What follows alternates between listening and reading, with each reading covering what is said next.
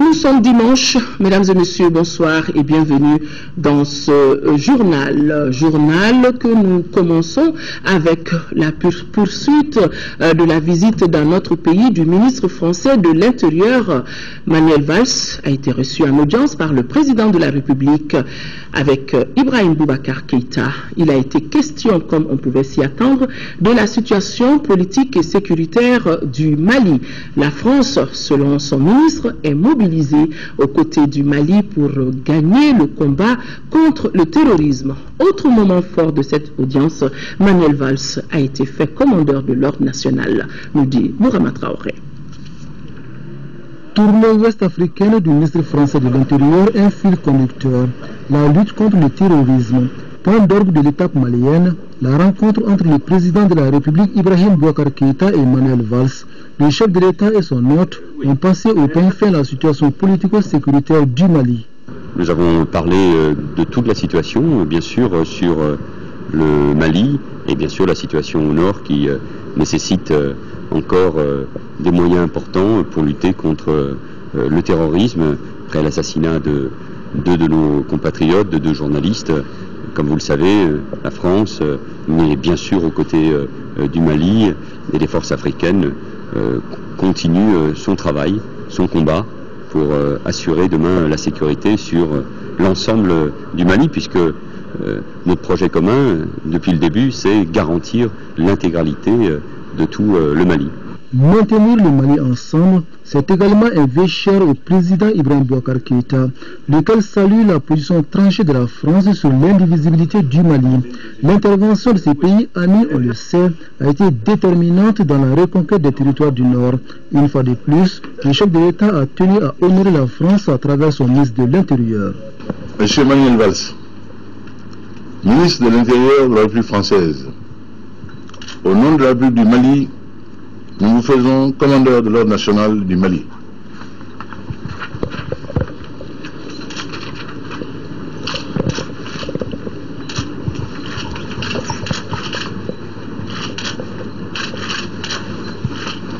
Merci. Je t'en prie. Je me rends compte que c'est très important. C'est amplement mérité. J'étais très ému d'abord parce que c'est une surprise. J'y vois aussi un signe d'amitié, de fraternité. Moi j'aime ce pays, l'Afrique en général bien sûr, où j'y compte beaucoup d'amis, beaucoup de liens, mais au Mali, ces liens qui existent entre ma ville, Évry, Bamako et Ekaï, mais d'une manière plus générale, les liens exceptionnels que j'ai avec le président Ibeka. Avant de quitter Koulouba, Manuel Valls et Ibrahim Boubacar Keïta ont fait le tour du palais présidentiel. Sur la hauteur de la colline du pouvoir, le président de la République et son hôte ont pu observer la magnifique vue de Bamako. On reste avec Manuel Valls qui a été également reçu en audience par le Premier ministre Oumar Tatamali. Les mêmes sujets, la situation politique, la coopération sécuritaire ont été évoqués. La France va approfondir sa relation avec notre pays en apportant plus de moyens et d'expertise dans le domaine de la lutte contre le terrorisme. Avec cette visite, c'est la coopération entre le Mali et la France qui va se renforcer. Le ministre malien de la Sécurité et son homologue français ont signé un protocole visant à renforcer les capacités de nos forces de sécurité. La signature de la convention a eu lieu au ministère de la Sécurité en présence de notre reporter Adama Kodjo. La signature de ce protocole par les ministres maliens et français en charge de la sécurité vise à former les forces de sécurité de notre pays en vue de lutter efficacement contre le terrorisme. Sa mise en œuvre permettra de renforcer considérablement les capacités de nos forces de sécurité, aussi bien dans le domaine de la formation, de la lutte contre la grande criminalité qui mine actuellement la région ouest africaine, je pense notamment au terrorisme, que dans celui des équipements et infrastructures, dont la plupart sont obsolètes ou ont été détruits par les occupants terroristes dans les zones du nord du pays. Cette visite à Bamako est la troisième étape de la tournée africaine du ministre français de l'Intérieur Manuel Valls.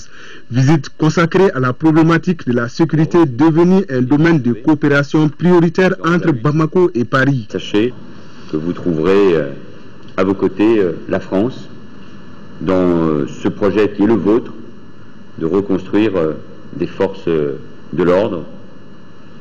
Vous nous trouverez aussi évidemment dans la lutte contre le terrorisme, qui n'est pas achevée, dans la lutte contre le trafic de stupéfiants. Lors de la signature, le général de division Sada Samaké a salué la France pour son soutien historique au Mali, soutien qui vise à faire respecter les libertés individuelles et collectives. Auparavant, les deux ministres ont procédé à des échanges de cadeaux en guise de souvenirs. Partenariat dans le commerce et le développement, c'est le thème du 3e sommet afro-arabe qui se déroulera les 19 et 20 novembre au Koweït. Cette rencontre à laquelle participera le président de la République, Ibrahim Boubacar Keïta, vise à promouvoir les relations économiques et diplomatiques plus étroites entre l'Afrique et les pays arabes. Nos envoyés spéciaux, Amadou Sankari et Abdul Salam Bambara, nous parlent des enjeux de ce sommet.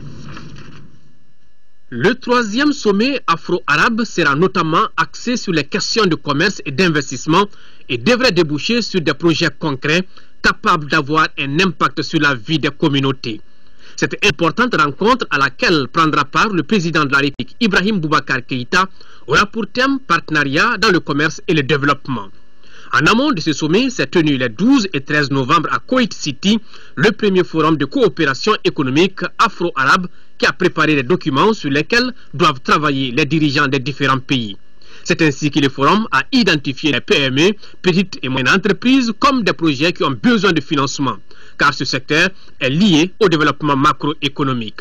Le Koweït, à travers le Fonds koweïtien, appuie notre pays depuis plusieurs années maintenant dans divers domaines, comme la riziculture. Le voyage du président de la République dans ce pays devra permettre de donner un coup d'accélérateur à ce partenariat. À présent, nous allons parler des législatives de dimanche prochain. Le terrain de l'AS Commune 3 du district de Bamako a servi de cadre pour le lancement de la campagne pour les élections législatives du candidat Abdelkader Sidibé. La cérémonie de lancement s'est déroulée en présence des partis soutenant le candidat et des artistes. Adama Kodjo. C'est une foule enthousiaste qui a accueilli Abdelkader Sidibé, candidat aux élections législatives dont le premier tour est prévu pour le 24 novembre. Véritable élan de soutien, des femmes et des jeunes se sont mobilisés pour exprimer leur reconnaissance envers le fils du terroir qui comptabilise ses 15 années d'expérience à la tête de la mairie de la commune 3.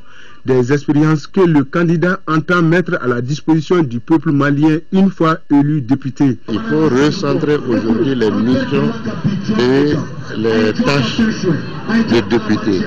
Le député, c'est vraiment le représentant du peuple. Tout ce qu'il fait, il le fait au nom du citoyen, au nom du peuple. Donc il faut revenir à cela pour effectivement que le peuple soit entendu, que tout ce qui est voté comme loi soit des lois conformes en tout cas aux attentes du peuple, que tout ce qui se fait par le gouvernement soit vraiment les attentes du peuple.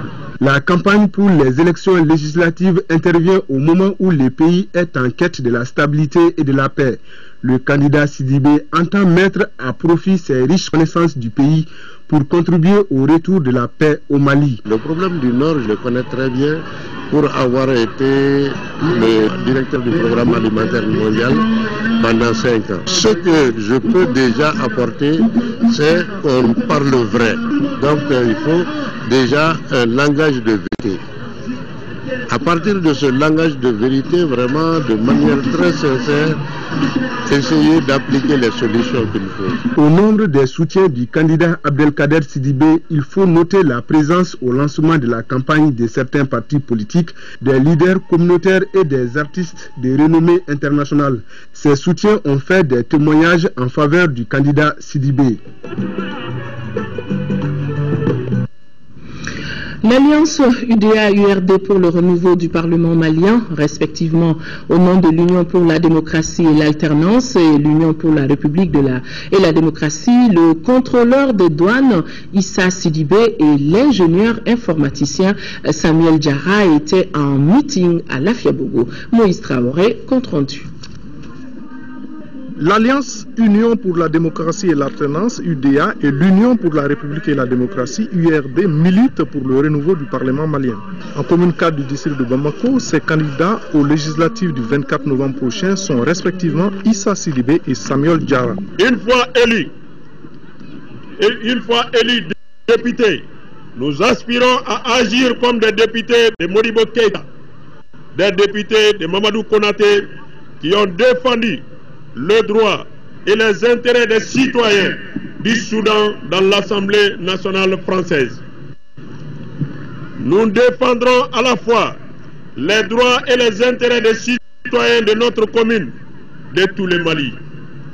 Sur le plan national, nous étudierons et analyserons toutes les lois portant sur des secteurs économiques, sécuritaires et de l'éducation, de la santé, afin d'apporter des amendements là où il le faut. L'ingénieur informaticien est le premier adjoint au maire de la commune 4, municipalité dont le 5e adjoint est le contrôleur de douane Issa Sidibé. Au niveau de l'Assemblée nationale, il faut que le pays revienne à l'état normal de sa démocratie. Nous ferons tout pour voter des lois qui feront que ce qui s'est passé ne se passera plus.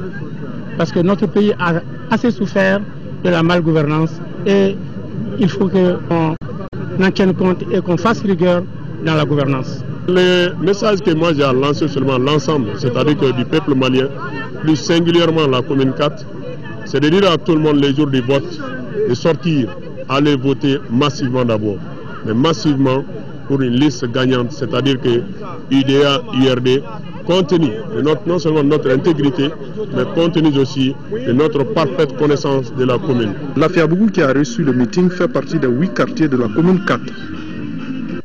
Le parti Djama prône la responsabilisation des femmes pour le changement en commune 2 du district de Bamako. Le parti présente une liste composée, tenez-vous bien, uniquement de femmes que sont Mesdames Najim Fatoumata Titi Diarra, Diallo Hawa Traoré et Diallo Augustine Sangaré. Elles étaient face aux militants et sympathisants hier après-midi à la faveur d'un meeting qui a connu une participation massive des femmes de la commune 2. Chekoumar Sangaré. La jeune formation politique Djama est née d'une association qui a toujours œuvré pour le développement de la commune 2 du district de Bamako. Ces meetings étaient l'occasion pour les 3 candidates du parti d'exposer leur programme de développement pour la commune 2. Un programme qui est une continuité des actions déjà entreprises. Dans le cadre des activités de soutien et de développement de la commune 2, Djama s'est investi dans un programme d'éclairage public dans les différents quartiers. La preuve, c'est que nous sommes aujourd'hui sur un terrain qui a été éclairé par cette association. L'action la plus récente en date est l'inauguration du stade municipal de l'hippodrome il y a seulement 2 semaines. Nous serons toujours à votre écoute et nous agirons pour votre bien-être. C'est le slogan du parti Djama. Une fois élus, nous ferons le devoir de transmettre toutes vos préoccupations, conformément aux instructions de notre parti et dans le respect des critères de désignation de nos candidats. Nous nous engageons sans délai à ouvrir une permanence dans la commune 2. Notre maison commune sera le cadre d'écoute et d'échange, le lieu où nous nous ferons le devoir d'enregistrer toutes vos préoccupations.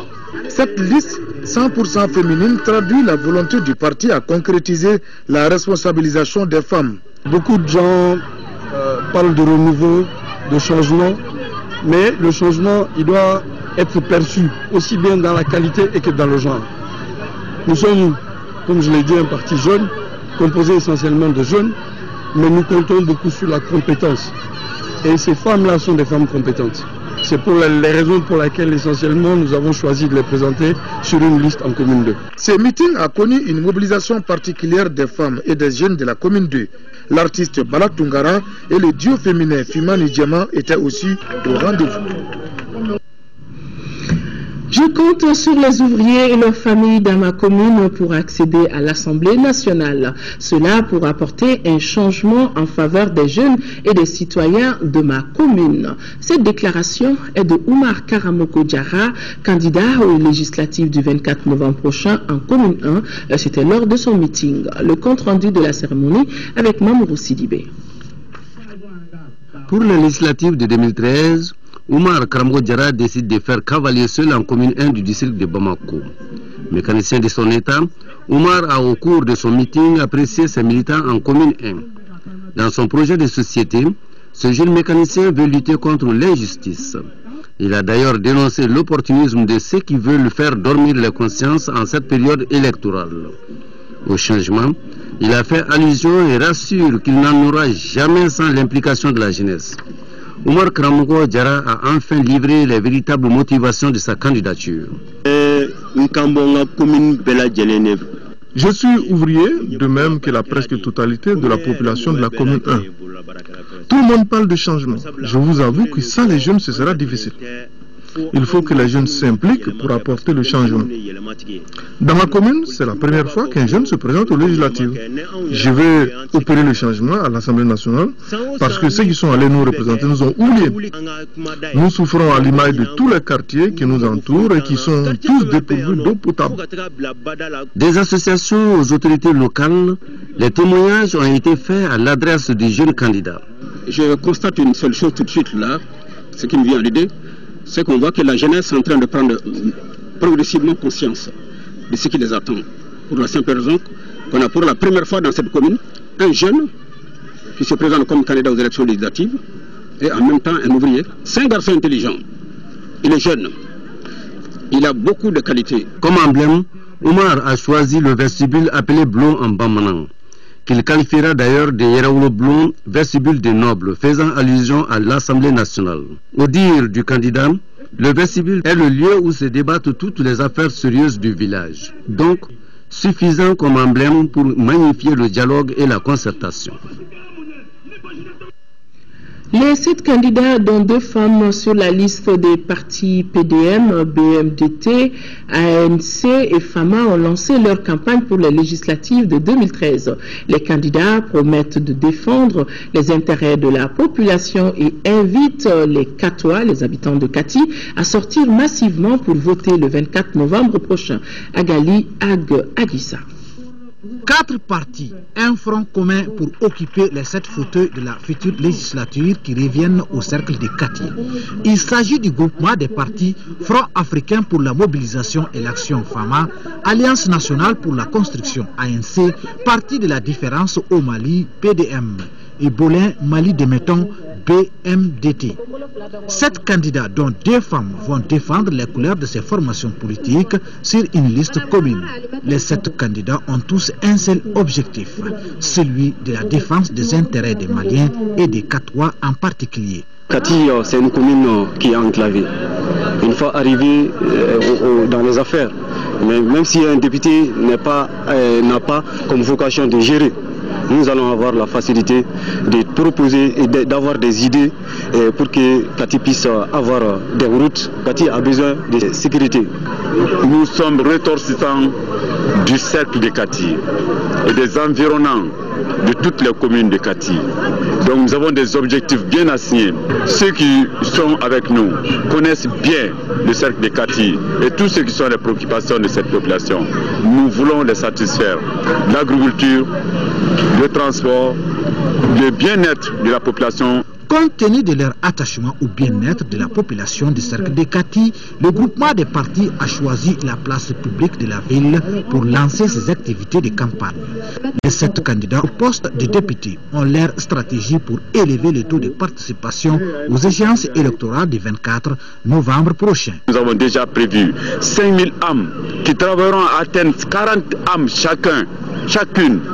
Et nous attendions 200 000 voix. Au présidentiel, c'était 186 000 voix. Les 4 formations politiques ont réitéré leur soutien au président de la République avant de s'engager à être aux côtés du RPM une fois à l'hémicycle. Le réseau pour la paix et la sécurité des femmes de l'espace CEDEAO, section du Mali, organise une campagne de sensibilisation pour des élections législatives apaisées et transparentes. Les femmes leaders de l'espace CEDEAO ont expliqué aux journalistes les stratégies envisagées pour mener la présente campagne prévue dans toutes les capitales régionales. Fademba Keita. À travers cette conférence de presse, les femmes du réseau pour la paix et la sécurité de l'espace CEDEAO affichent leur volonté réelle à faire des élections législatives du 24 novembre 2013 une réussite. Pour ce faire, elles adoptent comme stratégie l'organisation d'une campagne de sensibilisation qui sillonnera toutes les capitales régionales du pays.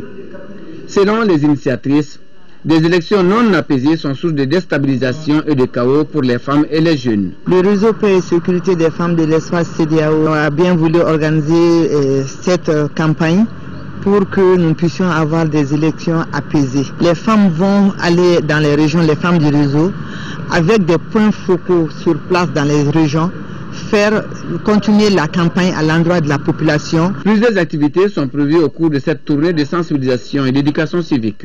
Nous allons faire des messages qui seront enregistrés, traduits dans les différentes langues pour être diffusés dans 50 radios à travers tout le Mali.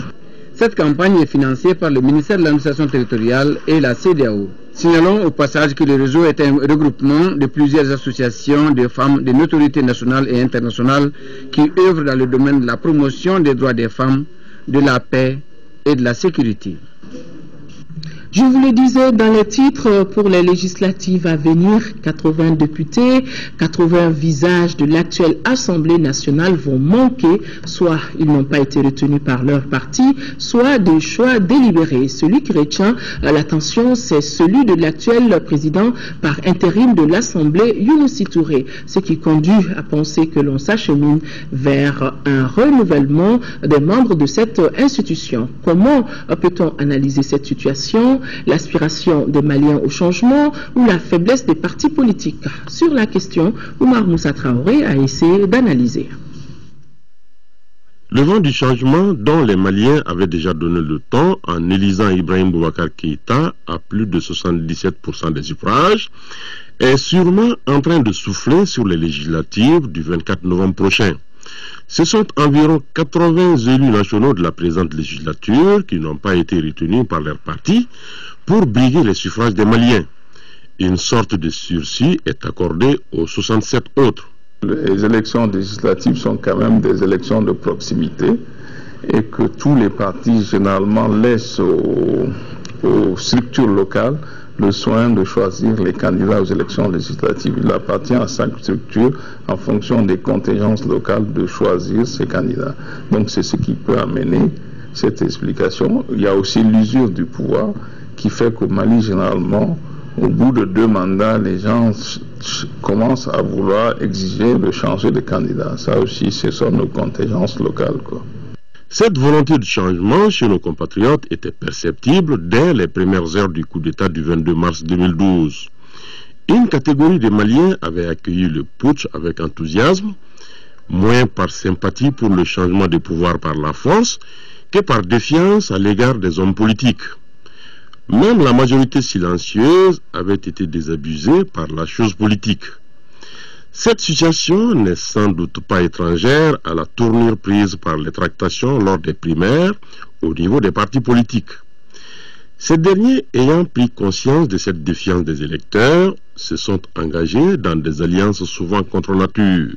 Des alliances qui se sont souvent nouées au détriment du projet de société et de l'idéologie de certains partis. Au Mali, on dit que la circonscription électorale pour l'élection des députés, c'est le cercle. Et comme c'est en fonction de la population, vous avez des cercles qui ont 7 députés. Et ce n'est pas possible pour un seul parti de prétendre à représenter les candidats pour 7 places. Donc c'est ce qui amène les partis à vouloir négocier en tenant compte de certains facteurs, le nombre de conseillers municipaux, etc., etc.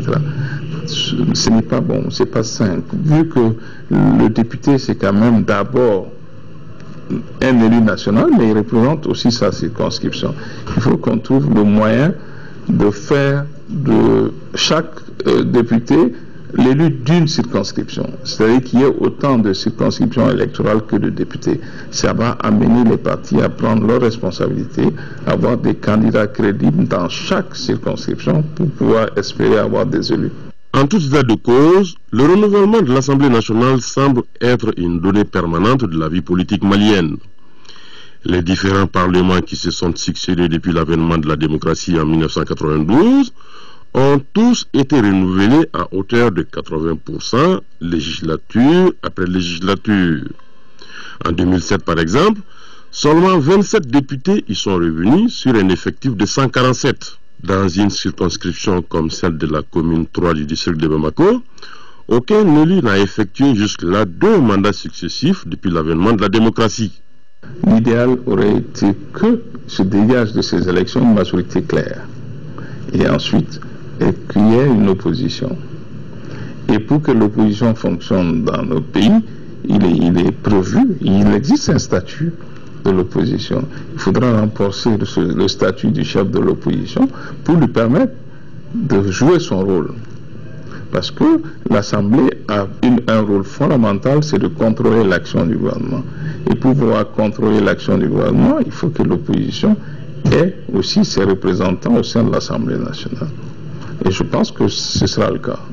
Il revient à présent aux électeurs d'arbitrer le sursis accordé aux 67 députés rescapés des primaires, dans l'espoir d'avoir une majorité nette en face d'une opposition responsable, pour que le pouvoir puisse arrêter les pouvoirs, comme l'ont exposé récemment les magistrats lors de la rentrée solennelle des cours et tribunaux. Mais au regard des alliances souvent nouées dans tous les sens, le travail parlementaire sera très intéressant à suivre. De la même manière, il serait intéressant de suivre comment les députés, une fois élus dans ces conditions, défendront les projets de société et l'idéologie de leurs formations politiques respectives à travers le vote des lois et le contrôle de l'action gouvernementale. Oumar Moussa Traoré.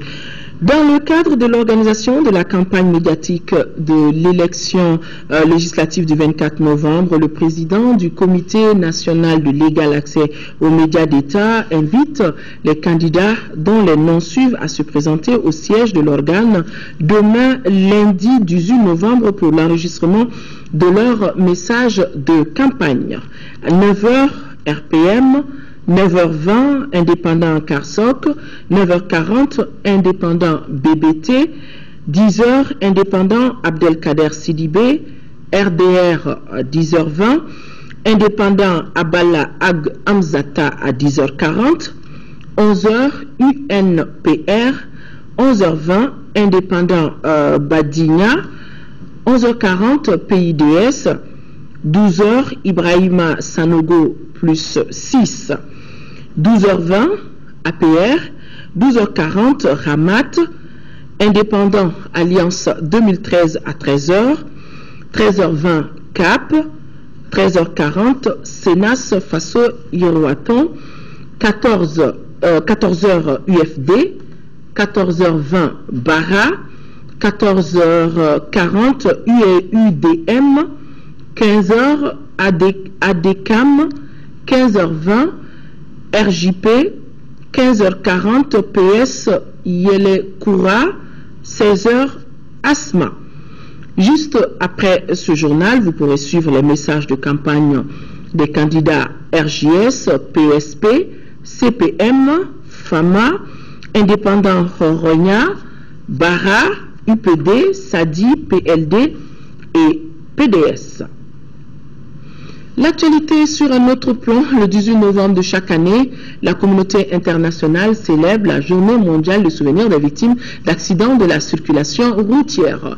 À l'occasion, le ministre de l'Équipement et des Transports s'est adressé aux usagers de la route. Le ministre est au micro de Fademba Keita. Les accidents de la route font chaque année près de 1 300 000 morts et plus de 50 millions de blessés, parmi lesquels plusieurs handicapés à vie. Il constitue la première cause de mortalité chez les jeunes âgés de 15 à 29 ans. En octobre 2005, l'Assemblée générale des Nations unies a adopté une résolution invitant les gouvernements à célébrer chaque année une journée mondiale du souvenir des victimes de la route.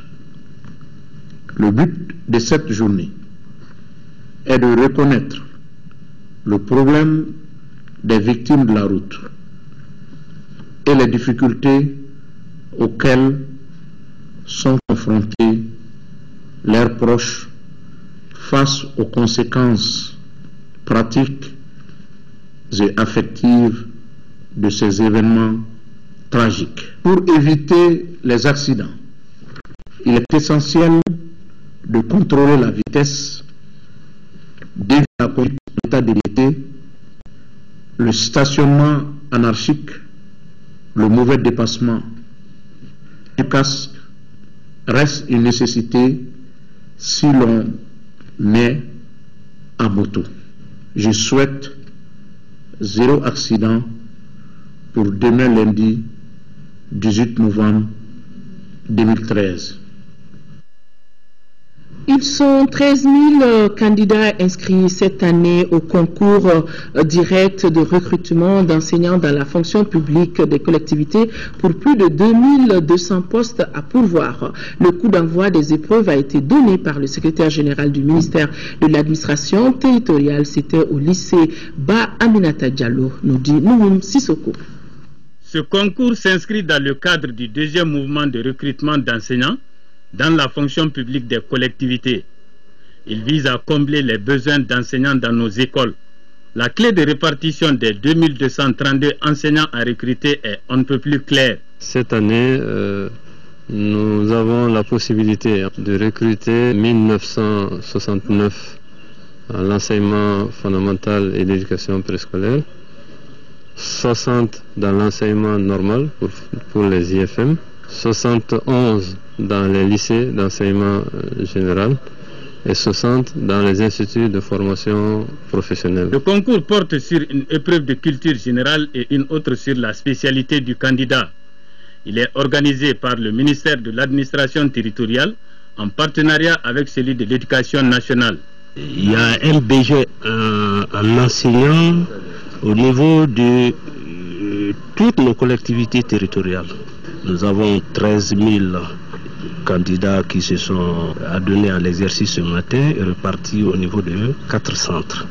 Selon les organisateurs de cette évaluation, il s'agit à terme de doter notre système éducatif d'enseignants de qualité. Le 43e pèlerinage de la communauté catholique du Mali a débuté hier à Kita, au pied de la colline Notre-Dame du Mali. Pendant 2 jours, des milliers de pèlerins venus des diocèses du Mali et des pays voisins méditent et prient autour du thème « Toi croyant avec Marie, sois artisan de paix ». Envoyés spéciaux à Kita, Laurent Diakité, Massa Doumbia et Mamadou Kayantao. C'est par une grande procession que les fils et filles de l'église Famille de Dieu du Mali sont venus cette année à Kita en artisans de paix prier Dieu à travers Marie, la mère de Jésus. En accueillant les pèlerins dans le sanctuaire marial, l'évêque de Caille a mis l'accent sur le thème du 43e pèlerinage de la communauté catholique du Mali, « Toi croyant avec Marie, sois artisan de paix », un thème qui rejoint la situation actuelle que vit notre pays, le Mali.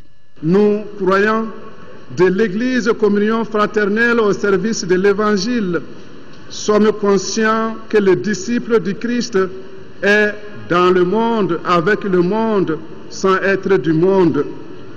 Raison pour laquelle le peuple de Dieu que nous formons s'est dirigé vers Notre-Dame du Mali, à Kita, cette année pour nous mettre à l'école de Marie. Le 43e pèlerinage de la communauté catholique du Mali coïncide cette année avec les 125 ans de l'évangélisation au Mali, les 50 ans de jumelage Mali-Montpellier-France, les 25 ans de l'ordination épiscopale de Monseigneur Jean Zerbo, archevêque de Bamako, et de Monseigneur Jean-Gabriel Diarra, évêque de Sang. Après le cérémonial d'accueil, les pèlerins sont allés sur la colline mariale pour une veillée de prière animée et présentée par la chorale du diocèse de Sikasso qui, à travers un jeu scénique, a invité les pèlerins dans la musique et dans les prières à méditer autour du thème « Toi croyant avec Marie, sois artisan de paix », quelle que soit la race, la religion, la culture dans un Mali uni et fort, un Mali débarrassé de la guerre, de la corruption, de la drogue, de tous les maux qui rongent notre société. On vous le disait, c'est donc parti pour le démarrage de l'année scolaire pour nos futurs imams en formation au Maroc. Leur formation se déroule dans le centre de formation où sont formés les imams marocains. La délégation malienne qui accompagnait et encadrait le déplacement de ces futurs imams a tenu à s'associer à l'événement. Nos envoyés spéciaux, Alucine Touré et Tchédje Kamara y étaient également leur compte rendu. Conformément à la volonté de Sa Majesté le roi du Maroc, les futurs imams maliens ont commencé les cours. Ils inauguraient leur premier cours donné par le directeur du centre de formation spécialement créé pour eux. La délégation malienne qui a assisté au démarrage de cette formation a toutes les raisons de marquer sa satisfaction. Nous sommes satisfaits et nous pensons qu'ils seront en de bonnes mains et ils apprendront le maximum. Et c'est notre invite à l'endroit des érudits que nous avons, qui les prennent en salle, que le pays les confie en de bonnes mains. Et je pense qu'ils vont arroser leur savoir, ils vont arroser leur mémoire de savoir pour permettre le relais du foyer incandescent qu'est l'islam. Un islam tolérant, et c'est ce que nous voulons qu'il soit propagé à travers le pays pour que demain nous soyons encore solides, plus renforcés dans notre foi. Et je pense que c'est l'enseignement qu'on tire de cette mission avec ce premier groupe, et nous espérons que le second groupe qui va venir trouvera déjà que ceux-ci sont aguerris. Le directeur du centre a énuméré devant ces nouveaux pensionnaires les qualités et qualifications qu'ils doivent avoir pour affronter le défi. Il a également, dans ce cours introductif, ébauché la Tariqa Tidjania, ses principes, ses fondements et les avantages que notre pays peut tirer de cette doctrine. Avoir une prothèse totale de la hanche, du genou ou de l'épaule sans se faire évacuer à l'étranger, c'est ce que des spécialistes français et maliens s'apprêtent à donner aux patients maliens qui le demandent. Ils viennent de lancer le projet baptisé Bama Santé qui veulent périn. Le lancement du projet a eu lieu hier en présence de notre reporter Tessira Emmanuel Dambélé. Le projet Bama Santé met ensemble des médecins maliens et des médecins français à travers la clinique Pasteur et le centre médical de rééducation et de réadaptation fonctionnelle de Bamako pour mener des opérations chirurgicales en orthopédie. Et il s'agit donc de développer une coopération afin de pouvoir prendre en charge des patients, notamment en orthopédie, sur des spécialités assez compliquées et de pouvoir faire monter le niveau technique au Mali. À partir de janvier 2014, les patients maliens n'auront plus besoin d'aller à l'extérieur pour poser une prothèse totale du genou, de la hanche ou de l'épaule. L'initiative vient d'une rhumatologue franco-malienne qui s'investit depuis Bamako dans la rééducation et la réadaptation fonctionnelle. Tous les patients qu'on voyait venir ici, qui avaient eu une prothèse de genou, quand on cherchait à savoir d'où ils venaient, qui avait fait cette intervention, on s'apercevait que c'était toujours l'étranger, mais jamais à Bamako. Or, il y a des chirurgiens orthopédiques à Bamako. Donc, j'ai été voir mes confrères, mes maîtres pour certains, comme le professeur Abdou Touré, et puis j'ai commencé à les questionner, à leur demander, mais vous ne faites pas de prothèse de genou? Ils m'ont dit que non, eux n'en faisaient pas. Les opérations chirurgicales auront lieu à la clinique Pasteur, la rééducation au centre de rééducation fonctionnelle de l'hippodrome. Mais Pasteur devra encore investir plus de 34,5 millions de francs CFA. Le grand risque en chirurgie orthopédique, c'est le risque infectieux, qui est essentiellement lié à la qualité de la stérilisation du matériel et la qualité du bloc opératoire en lui-même. C'est la raison pour laquelle la clinique Pasteur envisage des investissements très importants et on devrait pouvoir finaliser l'essentiel des travaux concernant un bloc opératoire d'ici. Qu'en aval, il y aura un suivi. Et nos collègues français seront toujours au courant, au fait de ce qui se passe. Donc vraiment, le patient n'aura pas l'impression d'être cette fait opérer quelque part et d'être abandonné. Les toutes premières opérations sont prévues pour janvier 2014 grâce à cette collaboration qui s'inscrit dans la pérennité. Le ministre de la Promotion de la Femme, de la Famille et de l'Enfant a procédé à Kona au lancement d'un nouveau projet intitulé Prévention de VIH, SIDA, promotion du genre et des droits humains. Ce projet a pour objectif général de contribuer à la réduction des violences liées au genre et à leurs conséquences dans les localités de Mopti, Kona, Douanza, Gao et Tombouctou. Yacouba Meiga, compte rendu. La crise sécuritaire a engendré de nouveaux facteurs de vulnérabilité qui accroît aujourd'hui le risque d'infection des femmes et des jeunes au VIH et au sida, tout en les exposant à de graves formes de violence et de maltraitance. C'est pour surmonter ces multiples risques qui menacent leur développement et leurs droits qu'est né ce nouveau projet intitulé Prévention du VIH et du sida, promotion du genre et des droits humains. Et c'est pour ça que très rapidement, quand nous avons été approchés par le ministère de la Promotion de la Femme et le ministère de la Jeunesse et des Sports, nous avons accepté de mettre à disposition 25 millions de francs pour que justement on fasse des projets de sensibilisation et on reprenne les activités dans cette zone. Les cibles de ce projet, qui sont les femmes, les jeunes de 15 à 49 ans et les forces de défense et de sécurité, seront dotés à travers la sensibilisation d'un large éventail de connaissances et de compétences leur permettant de se protéger contre le VIH et le sida et de défendre leurs droits. Ce projet a pour objectif général de contribuer à la réduction des violences liées au genre et à leurs conséquences dans les localités de Mopti, Kona, Douanza, Gao et Tombouctou. Mon département ne ménagera aucun effort pour suivre et accompagner la mise en œuvre de ce projet. Le ministre de la Promotion de la Femme, de la Famille et de l'Enfant, Sangaré Oumouba, a mis à profit ce séjour à Mopti pour s'entretenir avec le personnel de la Direction régionale de la Promotion de la Femme et de l'Enfant autour des préoccupations majeures du département. L'Association malienne des gestionnaires des ressources humaines vient de fêter son 7e anniversaire. Cette fête intervient au moment où notre pays s'apprête à abriter en novembre, au cours de ce mois, les travaux de la 18e édition des Journées africaines des ressources humaines. Compte rendu, Lamine Keita. Promouvoir la gestion des ressources humaines, c'est l'ambition de l'Association malienne des gestionnaires des ressources humaines qui vient de fêter son 7e anniversaire ce samedi 16 novembre. Cet anniversaire est placé sous le signe de l'innovation dans la gestion des ressources humaines en vue de bien relever les défis. Les problèmes de développement qui se posent dans nos pays, ce n'est pas forcément en termes de disponibilité de ressources financières ou d'avoir des capacités, d'avoir des ressources minières importantes. C'est moins cela que d'avoir des ressources humaines compétentes et qui sont capables de gérer le pays. En prélude à la 18e édition des Journées africaines des ressources humaines, le président de l'association a lancé un appel pour la réussite de ces journées. Le 7e anniversaire intervient dans un contexte particulier où notre association doit se positionner par rapport aux grands défis du pays et du continent et comment la Magérage va aider les autorités publiques dans la réalisation de leurs objectifs de création d'emplois.